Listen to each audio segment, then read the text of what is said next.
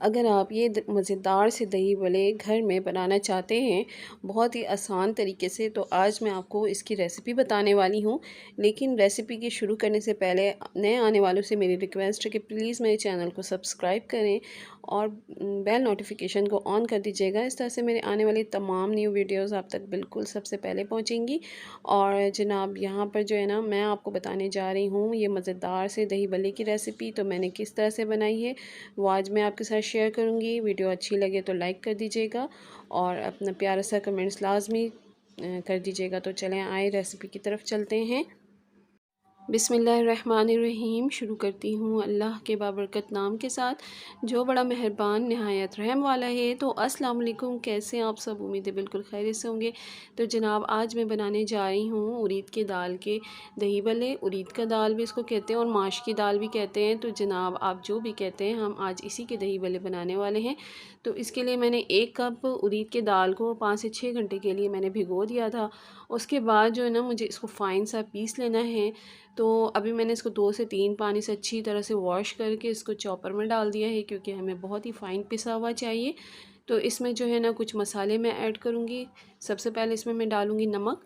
नमक हस्ब ज़ायक़ा अपने टेस्ट के मुताबिक डालना है। और उसके बाद जो है ना, मैं इसमें डालूँगी काली मिर्च का पाउडर। छोटी चमची की आधी चमची आप डालें, फ्लेवर इसका बहुत अच्छा लगता है, आप ज़्यादा भी डाल सकते हैं। और ज़ीरा पाउडर मैंने 1 चमची ली है, छोटी चमची। और पिसी हुई लाल मिर्च आधी चमची।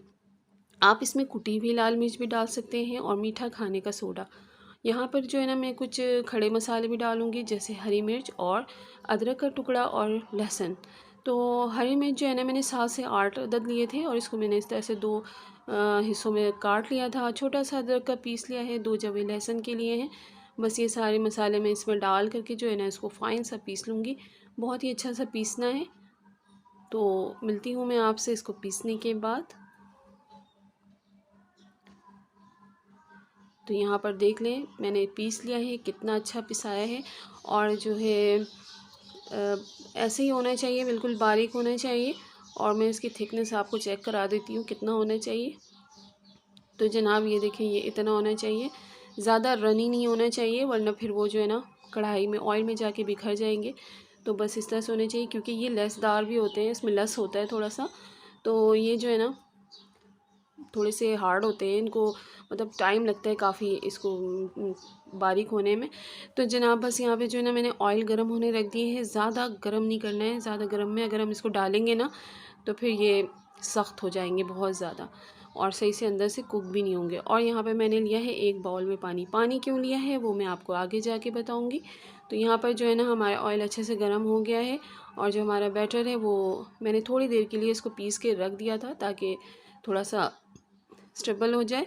अब जो है ना, मैंने इसको अच्छी तरह से स्पून की मदद से मिक्स करने के बाद हाथों की मदद से मैं इसके जो है ना, छोटे छोटे से पीसेस इस तरह से छोटे छोटे से मतलब बॉल बना बना के ना डालती जाऊंगी। तो हाथों से ये बहुत अच्छे बन जाते हैं। स्पून की मदद से मैं नहीं बनाती हूँ, मैं हाथों से ही बनाती हूँ। तो जनाब, बस इस तरह से जो है ना, साइज़ आपकी मर्ज़ी है, छोटा भी कर सकते हैं, बड़ा भी कर सकते हैं। मैंने ज़्यादा ना बड़े रखे ना ज़्यादा छोटे रखे हैं, मीडियम साइज़ है। और ये बैटर आपका इतना अच्छा फेंटा हुआ होना चाहिए कि जब आप इसको ऑयल में डालें ना, तो ये फ़ौरन से तेल में तैरने लग जाए। अगर अदरवाइज़ अगर ये नहीं इस तरह से होता, तो फिर ये जो है ना, आपके सख्त हो जाएंगे पकने के बाद। तो वो अजीब से हो जाते हैं, मतलब सख्त सख्त से लगते हैं, खाने में मज़ा नहीं आता। जितने नरम होते हैं ना, उतना अच्छा लगता है। तो बस यहाँ पर जो है ना, कलर इसका आना शुरू हो गया है। मुसलसल इसमें चम्मच से हिलाते रहेंगे ताकि हर तरफ से लाल हो जाए, मतलब कलर आ जाए, गोल्डन हो जाए। और उसके बाद जो है ना, ये हम हो चुका है। तो बस अब मैं इसे निकाल लूँगी।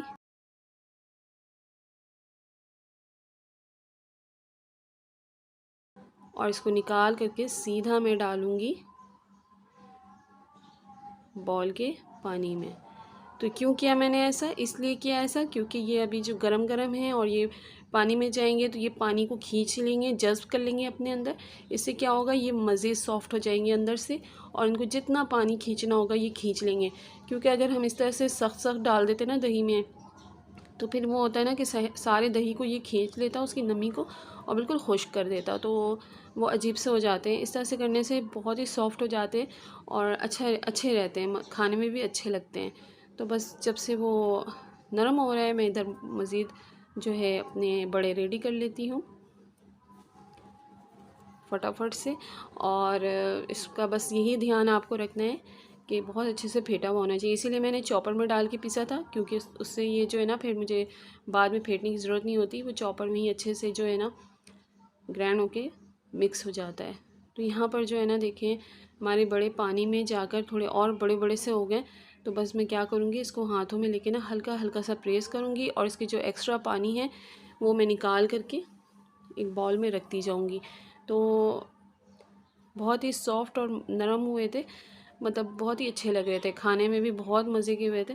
तो इस तरह से जो है ना आप मीठे दही बड़े भी बना सकते हैं। जो मीठे खाना चाहें तो नमक की बजाय आप चीनी का यूज़ करें। तो बस यहाँ पर जो है ना हमारे घर में सबको ज़्यादा नमकीन पसंद आता है, तो इसलिए मैं नमकीन ही ज़्यादा बनाती हूँ। और मैं इस तरह से हाथों की मदद से सारे जो बड़े निकाल करके बाउल में डाल लूँगी। तो यहाँ पर जो है ना मैंने बाउल में डाल लिया है और देखें आप साइज़ और मज़ीद बड़े बड़े हो गए ये। तो बस इसमें अब जो है ना मैं डालने के लिए मतलब दही रेडी कर लेती हूँ, दही फेंट लेती हूँ। उसमें क्या क्या जाएगा वो मैं आपको बता देती हूँ। तो यहाँ मैंने दही ले लिया है, दही आपकी मर्ज़ी है जितना ज़्यादा डालना चाहे डालें। तो यहाँ पर जो है ना मैंने दही में सबसे पहले मैं डालूँगी नमक, बिल्कुल थोड़ा सा डालना है नमक, ज़्यादा नहीं नमक डालूँगी, क्योंकि मैं चाट मसाला भी बाद में मुझे डालना है। तो अगर अभी नमक ज़्यादा डाल दूँगी ना तो फिर वो बहुत ज़्यादा नमक नमक सा हो जाएगा। यहाँ पर डाल रही हूँ मैं ज़ीरा, भुना हुआ ज़ीरा, पीस लिया था मैंने इसको। तो ज़ीरे का जो फ्लेवर है बहुत अच्छा आता है। और यहाँ पे थोड़ा सा मैं चाट मसाला डाल के मैंने इसको अच्छे से बीट कर लिया था, फेंट लिया था। और उसके बाद जो है ना मैं इसमें डाल दूँगी ऊपर से। और ये हमारे जो बड़े हैं खाने के लिए बहुत ही मज़ेदार और यमी यमी से रेडी हो जाएंगे। मैंने कोई चटनी इस्तेमाल नहीं की, कुछ भी नहीं, बहुत ही सिंपल और आसान तरीके से आपको बताया है। नॉर्मल या हर घर में ईज़िली बन जाएगा ये। और ऊपर से जो है ना मैंने चाट मसाला डाल दिया है। चाट मसाला ज़्यादा कम आपकी मर्ज़ी है, जितना ज़्यादा कोई बहुत ज़्यादा चटपटा खाना चाहते हैं तो थोड़ा ज़्यादा भी यूज़ कर सकते हैं, मैंने नॉर्मल रखा है।